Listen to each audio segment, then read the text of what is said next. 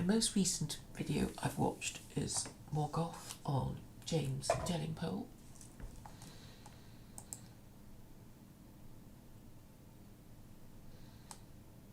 I don't actually know why it's on a channel by somebody called Lawless Britain.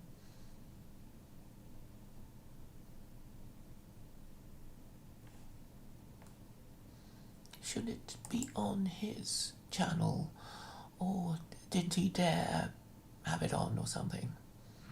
I don't quite know what's going on, but Morgoth was being interviewed by James Delingpole, but for some reason the interview is on. Karen was alone at home when she was maliciously robbed. Lawless Britain. I know that Ralph Masilamani was also interviewed by Delingpole, and he was also on Millennial. I mean, obviously I'm being excluded. I can guess the reasons. Not the right race, not the right sex, not promoting something that they're comfortable and familiar with. But I would have thought it'd be something worth discussing. You don't have to agree with me to discuss my idea. It is the mark of an educated man to entertain an idea without accepting it. This is something I would expect a gentleman journalist like Delingpole to be familiar with. It's a concept that I am familiar with. So what's going on? Did Morgoth and Delingpole talk about anything earth-shatteringly important? From what I can remember at listening to it double speed, was the usual complaints. Are they doing it to us on purpose? Did it happen organically or was it staged? The constant propaganda, the wokeness. No solutions, though. No solutions at all. I'm the only one with a solution. I literally cannot think of anyone else in the alt-right with a solution.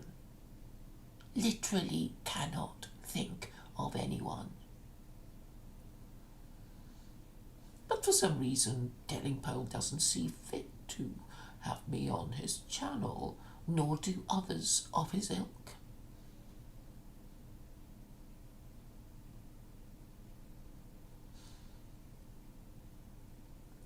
I am entitled to wonder if they were told not to from on high, or they organically, naturally, unconsciously just came to this way of dealing with me. Perhaps I will never know.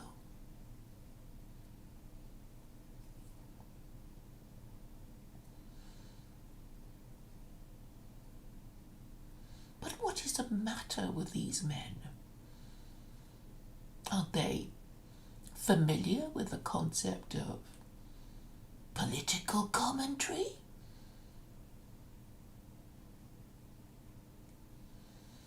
I see it as my role to monitor these ideas, whatever idea is going on. And being on Telegram has put me in touch with a few more Telegram groups. I seem to have had a few more subscribers to this channel more quickly, and it must be because of my interaction with their Telegram groups and posting on their videos. And and not having to go through Facebook where one meets no one at all prepared to say anything.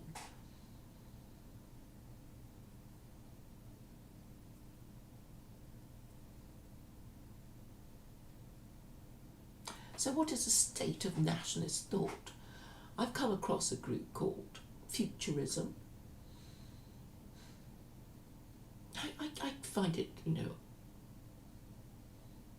completely idiotic. What is the point of talking about art and culture in a society that in a society of the future that you haven't arrived at? So what I'm going to say is that anything artistic, cultural, that is directed at creating this society that you want is not good, is not a substitute for articulating the principles that you wish the society to be run. And it doesn't matter whether you're left or right or centre or whatever. And if you are just doing your art and thinking it's somehow political, I think you're wasting your time. Whatever merit of your art is whatever it is, judged now and in the future, if it has any artistic merit at all. But if you think that doing your thing, carving your figurine, is in any way helping, well, you really should have another think. Because the most successful art would be the art that represents a particular time in a particular place, representing a particular ideology and age, be it neoclassicalism or, well, I don't know, the fascist architecture that is beloved of people who like to go to Italy to admire that kind of fascist, I guess, neoclassical kind of architecture. And that won't happen until the regime that you wish to come in is in place. So I'm saying you really are putting the cart before the horse if you think you can equate your artistic expression to with your political views. And I'm really saying that your political vision is the vessel that will contain any artistic expression of this particular worldview. And it doesn't matter what kind of worldview it is, it will have a particular expression were this political vision ever to come about.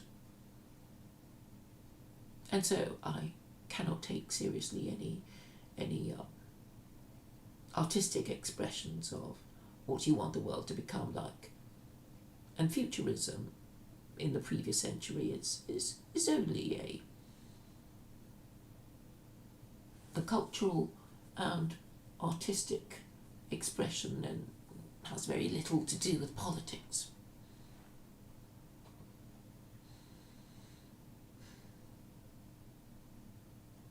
What I found interesting in the latest Morgoth stream, which I think was just released today with Brody, is a title. The title was most interesting, about only a God can help us now. That I thought was very interesting. It does suggest to me that these men are coming round to my way of thinking, although the the sentence is not quite right. It's talking about a God, which suggests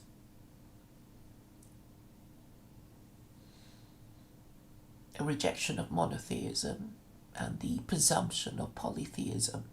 But still, it's a start.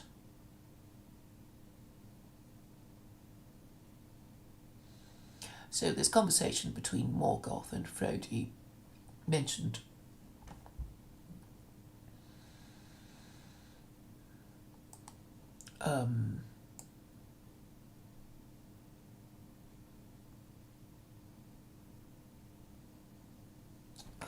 let me just go and find it. It's just gone out of my mind. The other thing I wanted to say was I listened to Greg Johnson's stream. It was really extremely dull. I did post one comment and I left. So as you can see, I'm going around making my presence known. People don't seem to be particularly surprised to see me, so I suppose that's something. Yeah, I was talking to the Futurism boys and talking about restoring the patriarchy, and then somebody in the chat was saying, well, you sound like liberals, and I added to that, I think you mean they sound like feminists, and they basically laughed. It's like, well, we're not going to restore the patriarchy. It wouldn't work, and I thought, yeah, you're not dealing with a problem at root. And for this reason, you're going to think that my proposal is either unnecessary or redundant. And I'm trying to explain to you that patriarchy is a system of rules that is the opposite of the system of rules now. And if you want to get away from this situation, you will have to take certain actions. So it's like, well, you're lost, so there's no point carrying on walking, right? You need to turn back, so you need to go back. You can either turn right round and walk back or reverse.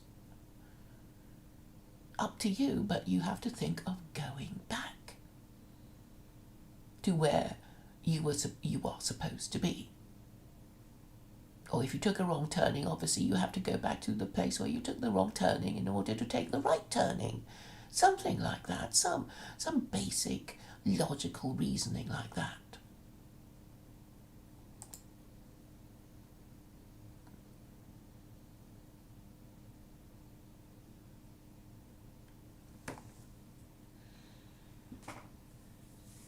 And so I joined the Guide to Culture for a bit before I was kicked out.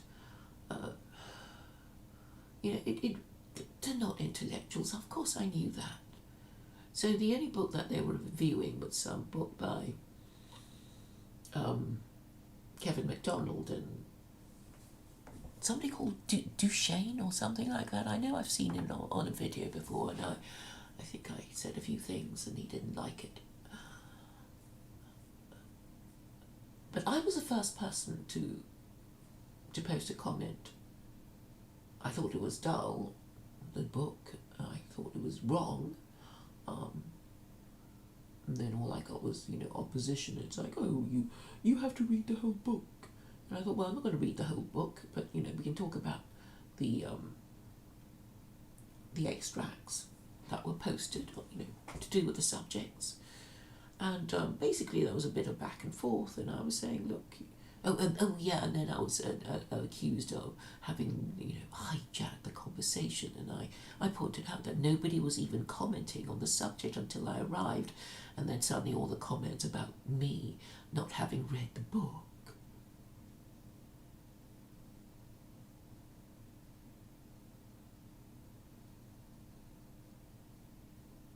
What did I expect? What did I expect? Well,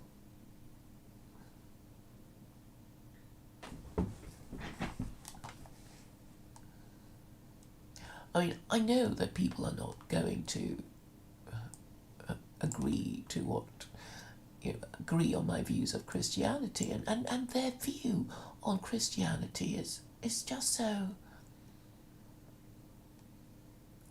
basically wrong. It's just so annoying. And again, I think of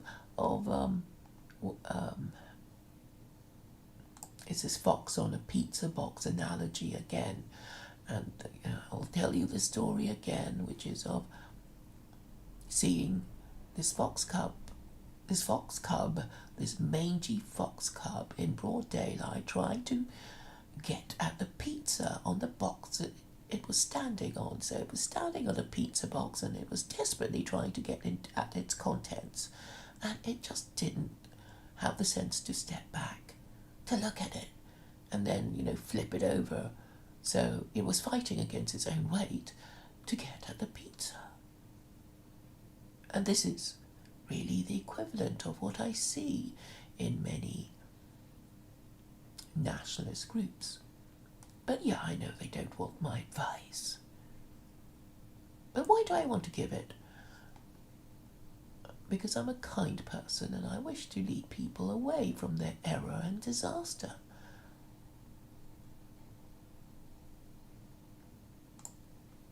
And when I see so many, obviously incorrect conclusions, which I think, a few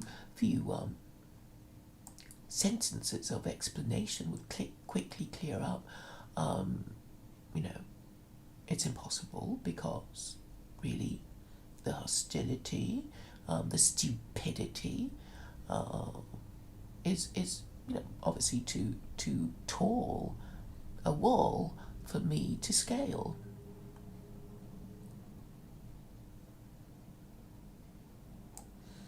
I mean, they're basically young men who, I mean, what are they doing? They're reading obscure dead philosophers that nobody cares about or would ever be impressed with, because they are, in fact, obscure, right?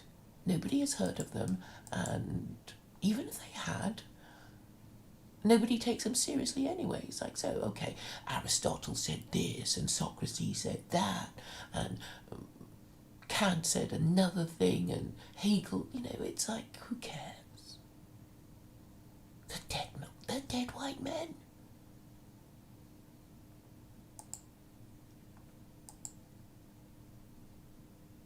So unless you can make the idea work for your cause, who cares what these obscure dead men said? But these earnest young men don't let that sort of thing bother them. But I think they're wasting their time. And maybe they just want to do their thing, so they don't have to do the reading of the thing that they don't want to read. And we know what book it is that they're trying to avoid, don't we, boys and girls?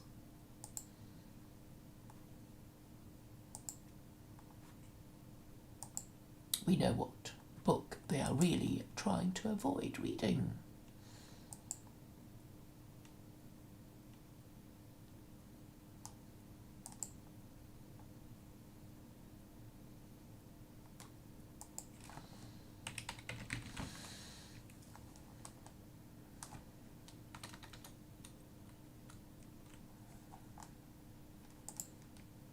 Yeah, there's somebody called Ernst Junger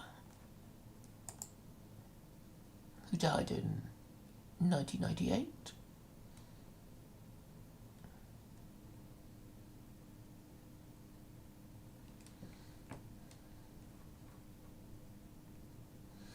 Suspected of being a fellow traveller of the Nazis. I guess that's why he's of interest to them.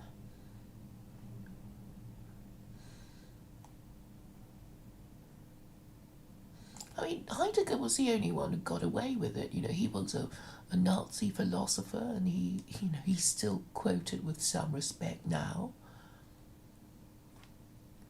But what did he say?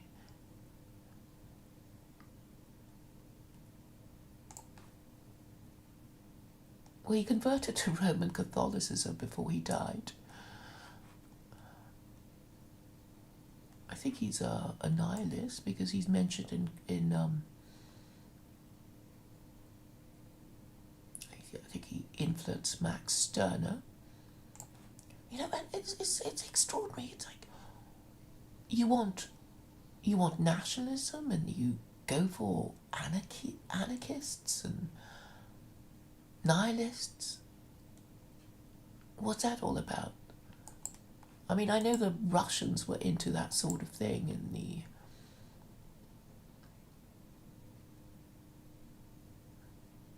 about 100 years ago, but they didn't get anywhere, did they?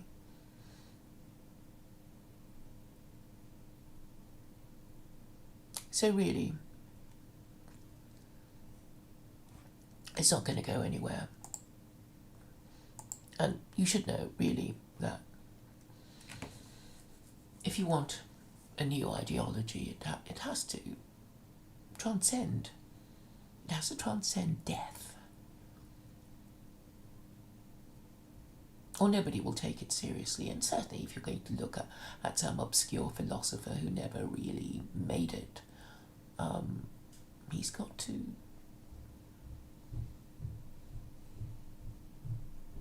got to do something more than just being obscure and then converting to Roman Catholicism before he died.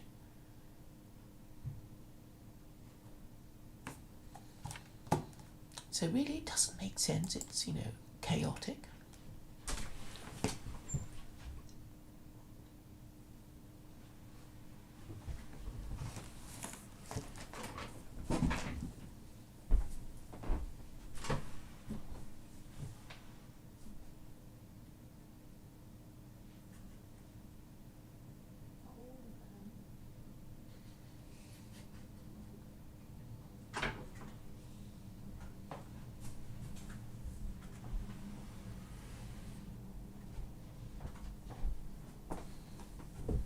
Right, where was I?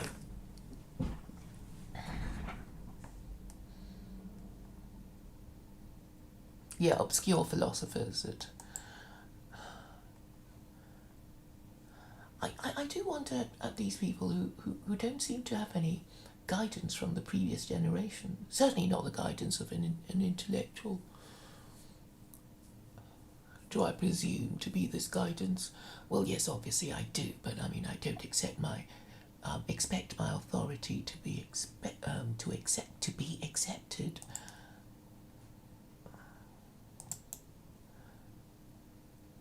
But it is really the chaotic thinking that is really so concerning, and it is so pointless because you can see it's a dead end, and it's really only displacement therapy because they're only doing all these pointless things because they don't want to do the thing that they really need to do.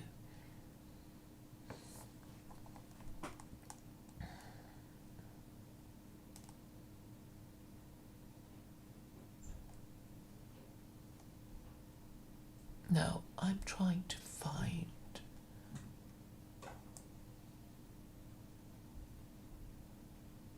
Right, I'm going to go through this Kevin MacDonald thing. So in the Guide to Culture, there is this extract about the church in pursuit of power. And, okay, so MacDonald says, the power ambitions of the church itself made it undermine competing power structures. Well, obviously the church, being the first estate, would be regarded as more powerful than the king, because the whole point of Christianity is that it was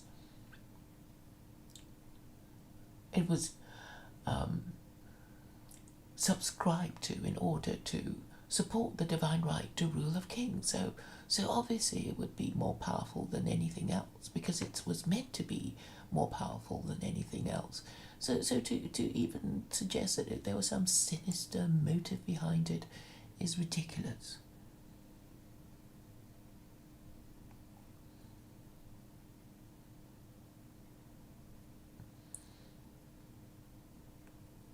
So they have strange words like this combined with ideological individualism. Universalism is key to understanding the role played by Christianity in the story of Western individualism and liberalism. And this sentence doesn't even make sense. I mean, it is actually illiterate. And of course, anybody trying to read it would have no idea where to go with it because it's so badly written and, badly written and untrue.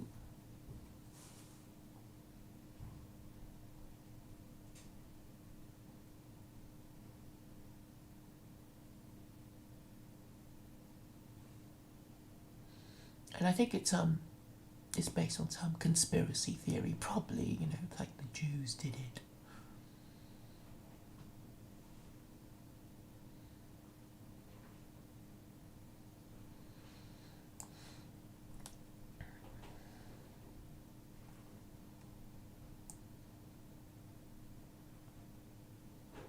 Okay, then I'll just go back to the bit about the interview between Morgoth and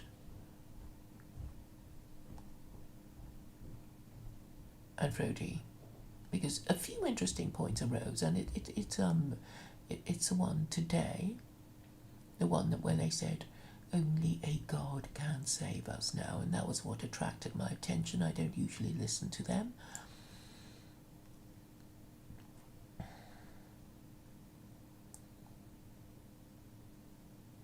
And an interesting thing that came up was Frody was talking about reaching out to the elites.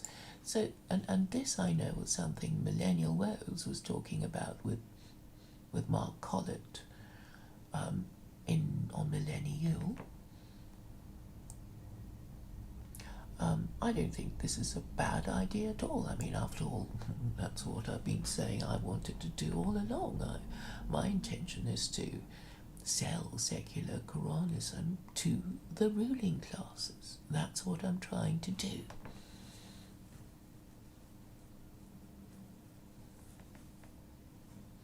And obviously my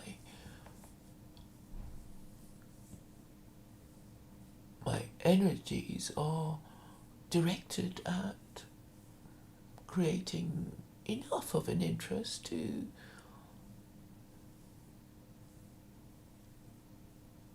sell it to them. And obviously, while I'm talking about it to morons and vegetables bumping along at the bottom, I will have a good idea of what they hate about it.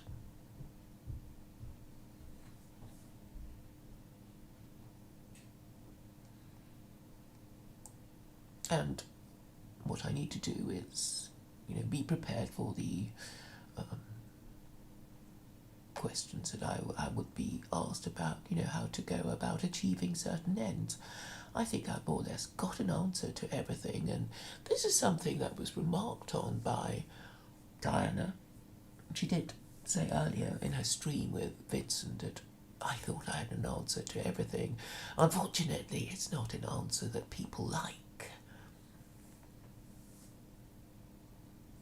But that's okay. I mean, there's no requirement for them to like it. They just have to be able to do it and be able to be persuaded to do it if they think it's the right course of action.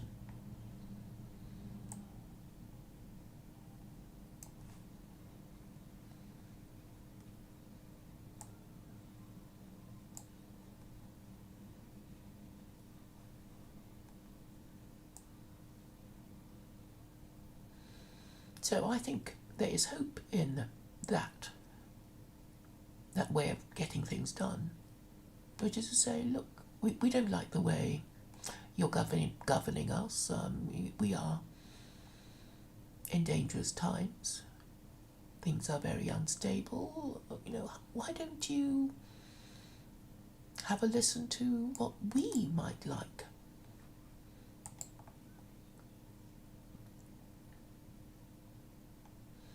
So one of the few interesting ideas that popped up in this 90-minute stream between Morgoth and Frody was Frody talking about reaching out to the elites. And then we hear about Mark Collett wanting nationalists to move into one area. Like I don't know, the Americans getting into their wagons to go and live in to live in an area, and then to vote for what the local councillor that they want. I don't think that's going to happen, because it'll be like herding cats. It's impossible to get them to do anything, not even if it's in their own interests. They can't follow a train of thought through to the bitter end.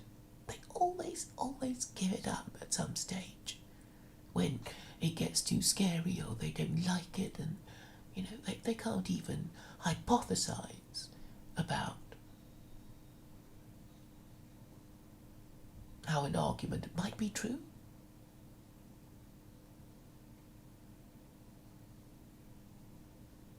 And then they complain about being treated like cattle. And, unfortunately, if you have no principles, you will be treated like cattle. Because if you have no principles, then you have no better side to be appealed to.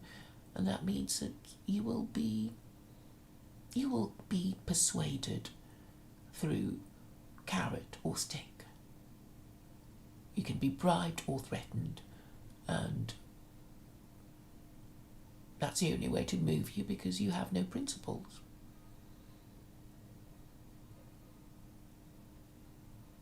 And these people are proud to have no principles, or not understand the purpose of principles, and not get it that principles come from a moral system which has those moral principles that you are supposed to adhere to.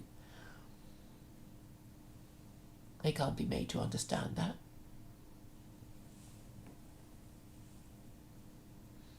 So yeah, they would be treated like cattle, and should expect to be treated like cattle. But hopefully they'll, get the idea that the reason why they're treated like cattle is because they have no religion.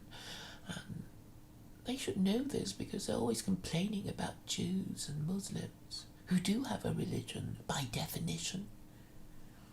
And they're also complaining about, the matriarchy. They're not using that word yet, but they will. And when they do, that will be a breakthrough.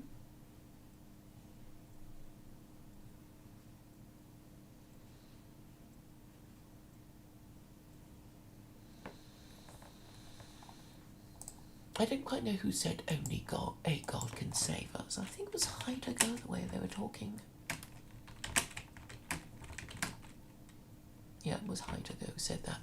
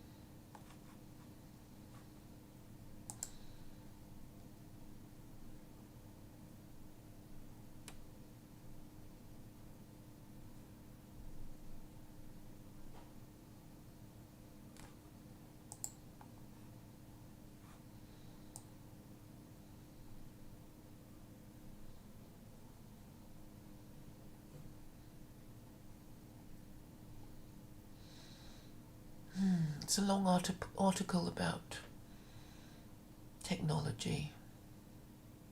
I mean, what did Heidegger even say, other than living with authenticity, which just means living according to your principles, whatever they are. I mean, that's hardly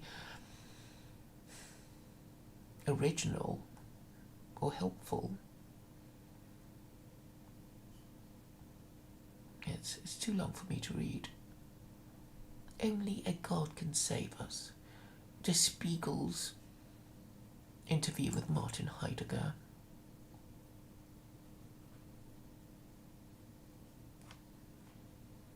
Well, in a way, that's another truism, isn't it? You know, if humanity is in trouble, then only something greater than humanity can save us.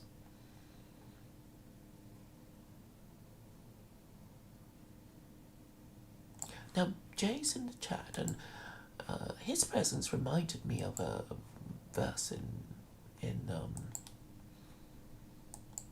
I think Sermon on the Mount. Ask and it shall be given. So this is an interesting little verse. You ask, well, who is asking and who is giving?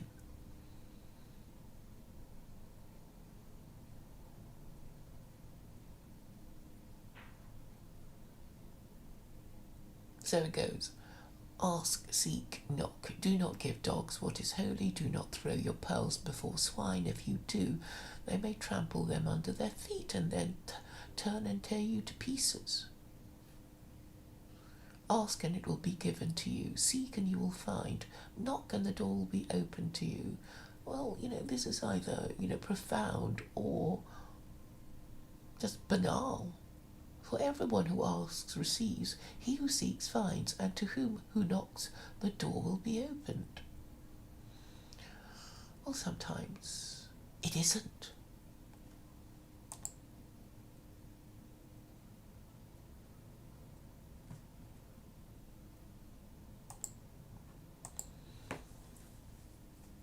But I was working up to talking about invoking, well, people would say invoking spirits. Sorcerers invoke spirits. Witch doctors invoke spirits.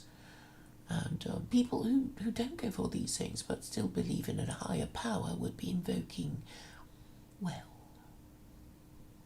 the divine force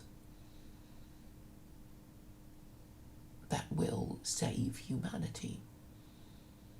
So it is really a question of directing one's mind towards the solution. And that is a beginning, isn't it?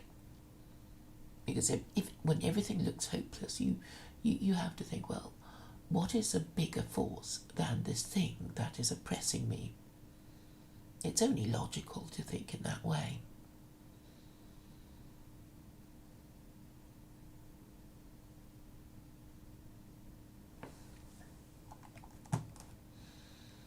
So this is an article, it's quite a long article about modernity.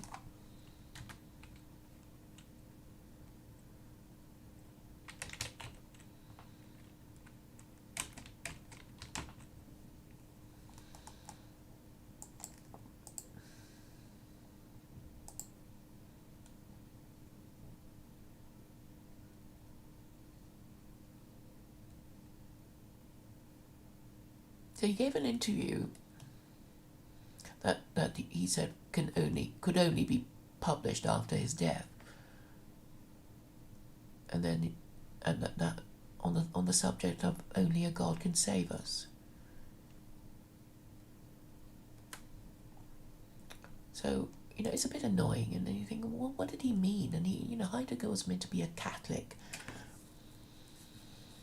and he says these things after apparently leading a life of that wasn't particularly Christian, whose ideas are not particularly Christian.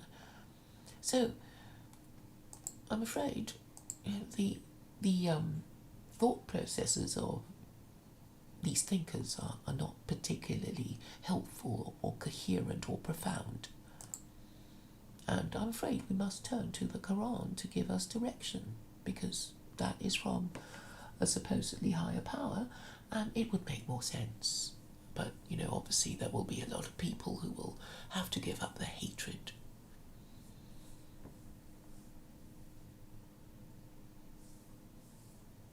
And on the matter of my exclusion, I can take it. I don't mind being excluded from people who are basically not getting it. It's sad to watch them continue not to get it and waste their time and energy and not be able to understand simple things without having a tantrum and behaving in a juvenile, childish way, because of the bad parenting that they suffered.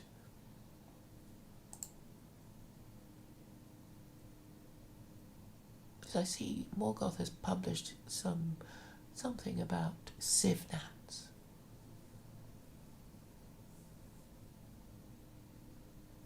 And he was talking to James Delingpole, who obviously admired him. So that's an interesting development from James Delingpole. I mean, I would have thought he'd, want to interview me, but,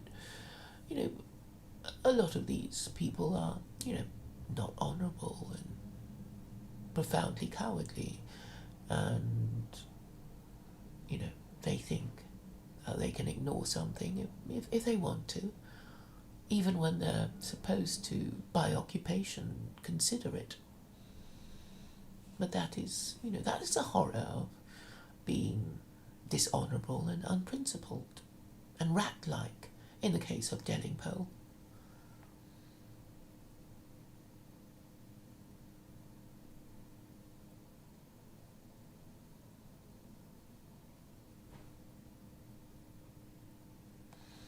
Okay, so this should be interesting. It's just popped up.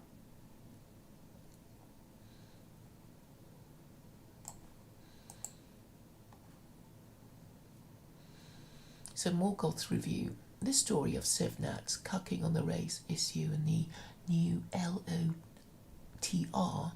is even more tragic when you remember it has an exact parallel in the Lord of the Rings lore itself. I just think it's so childish when you just refer to your ideology from some fairy tale that you must know is not real. Okay, if it's Beowulf, it might be alright, but it's, just some, hobbits created by some dead white male, and you're taking it like it was real life? I mean, grow up, right? Grow up. I mean, the Jews actually have what they believe to have happened. Moses and Wall of Jericho and whatever. But this is just made up crap, and they're taking it seriously.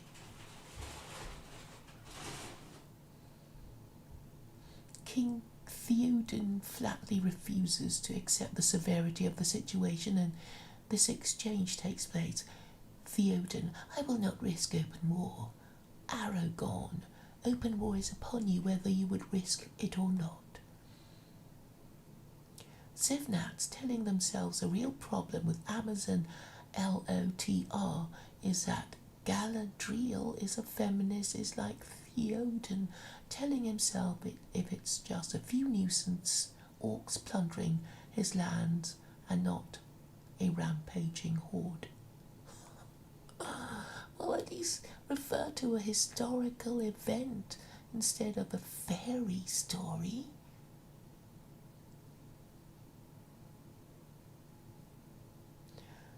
And Millennial Woes says, I got into an argument with some Civnat sci-fi fans under a nerdrotic video about the new LOTR. It's just sort of nonsense upon neologism. And then, why would, anyone with a decent religion would do better than this, right? I'm not going to read it out. It's all about, well, somebody called Galadriel. I don't know what that is. It's a new adaptation of Lord of the Rings. It's too ridiculous for words. It's just actually very sad. And, yeah, of course I can't join in the commentary.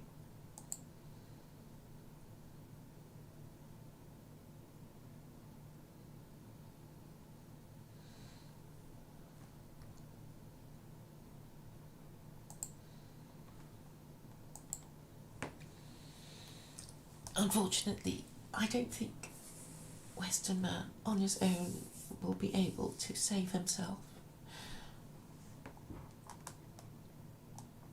because he's been totally isolated, and obviously, they're just being so dumb because they're completely deprived of the input of the previous generation of wiser heads.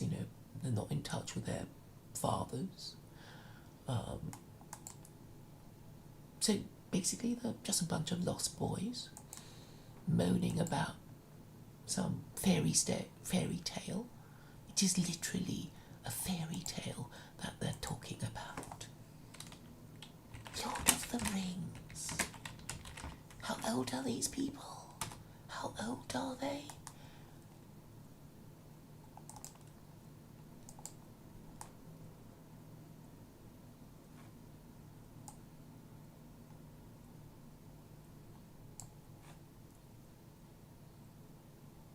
So they got a new Lord of the Rings movie coming out, right? So tedious and long.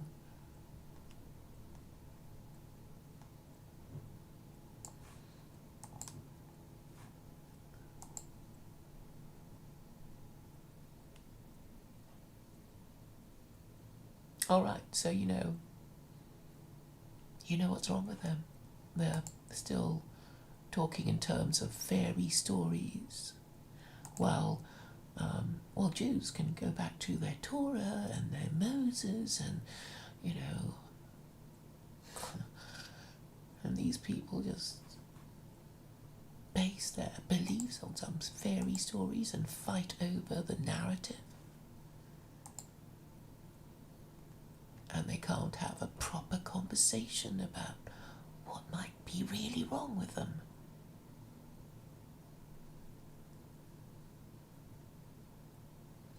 Oh, hello, Yona.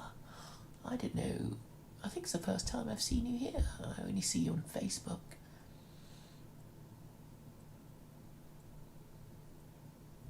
Yona's Jewish. People.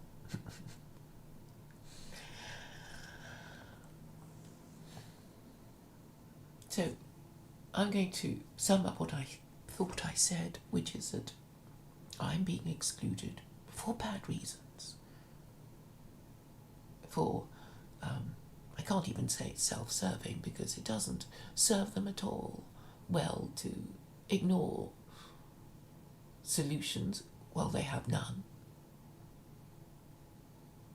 which shows the inability to think things through, of insecurity, of emotional incontinence, adolescent avoidance, a lack of maturity, a lack of knowledge.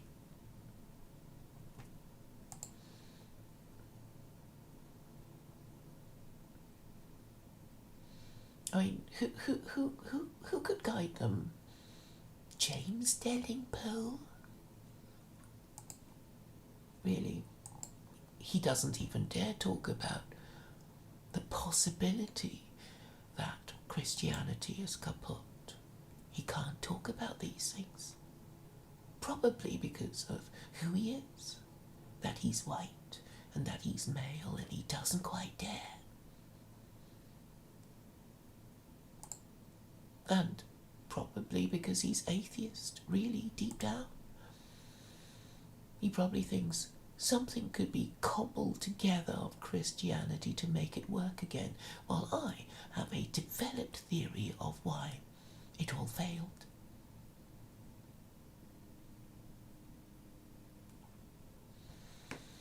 And all this merely convinces me that I'm correct in my diagnosis and my solution. And all this talking about it is practice for explaining it properly one day to people who do matter, who could be in a position to influence events.